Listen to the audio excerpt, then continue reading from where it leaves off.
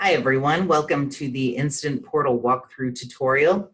So one of the responsibilities assumed by ESS for our partnering districts is handling human resource matters for substitutes.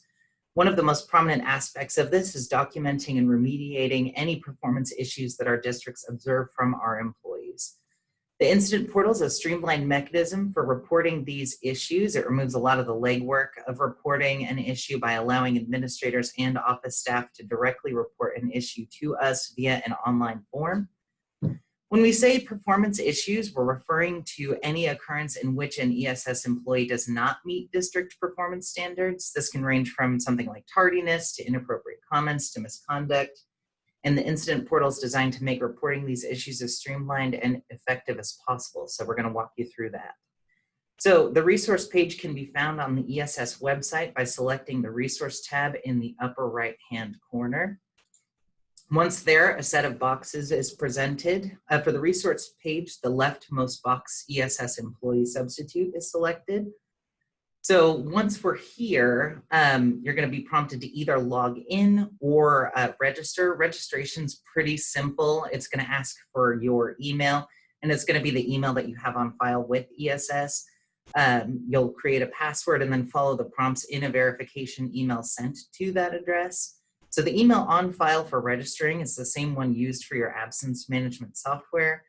All district admins, school staff, and substitutes have the ability to register for the resource portal.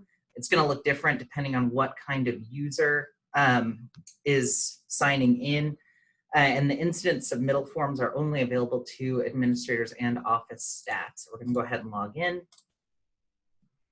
So the incident reporting form can be found on the right-hand side, along with the tip sheet that goes into more details about what incidents are, what they fall under classification-wise, and the incident region map that has the contact info for your respective human resource manager with ESS. So once you select the actual form, it's going to redirect you to a page that will contain the list of incidents submitted from your location. It's going to look different from school to school and district to district. So it allows you to view the previously entered incidents from your location. So to create a new incident report, we're going to hit this box up here. So here's the form itself. It's going to auto-populate certain information like the name of your district and the current date. So two options are available at this point. The employee selected in question that the report's about can be selected by using pull downs. Or it can be assigned manually. So if you select a district and select one of these employees, it's going to auto-populate all of the info for you directly. If you're assigning the job manually, it's going to look a little bit different. It'll have you choose the school, the day, and some other information. It is going to look a little bit different than what we see here. So we're going to get out of that. So next, the form will prompt the submitter to select the type of incident. Hovering over these question marks here will help you identify what kind of incident occurred and what's the best fit. And then depending on what you select, the form is going to change its questions based on the nature of the issue. So performance issues are more focused on things like classroom management, following the schedule. Professionalism has more of a focus on unprofessional behaviors like a negative attitude or not following dress code. And then misconduct is going to pertain more to serious infractions. Usually that one's reserved for issues involving law enforcement or physical or sexual misconduct. These are rare, of course, but the form will prompt for more information pertaining to the investigation that will need to take place. So the next portion here is consent to retrain. So that's pertaining to the willingness of the administration to have a guest educator in question return to the building following coaching and retraining by ESS. If yes is selected, it allows an interim recommendation, like removing them from the school until the training is completed. We've really made retraining and remediation a priority to make sure that issues are addressed and that each location has a large and as satisfactory a subpool as possible.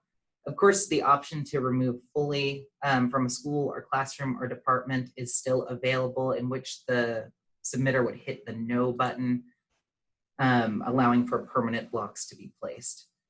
So finally, we've got the most important part of the incident form, which is the segment that allows the submitter to document and share all of the information with us.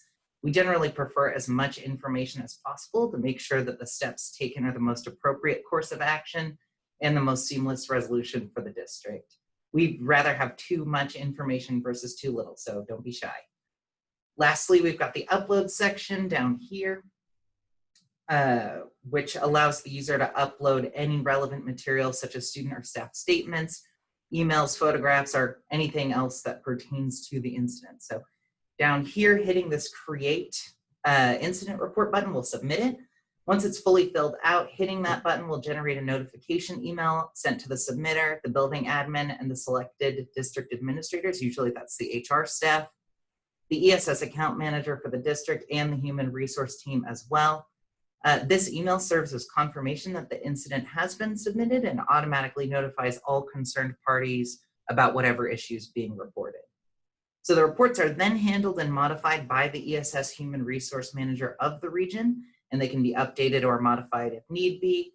And that completes the district side of the incident submission process. If you've got any questions about the procedure that were unanswered here, feel free to contact your regional HR manager for more info. All right, thanks for listening.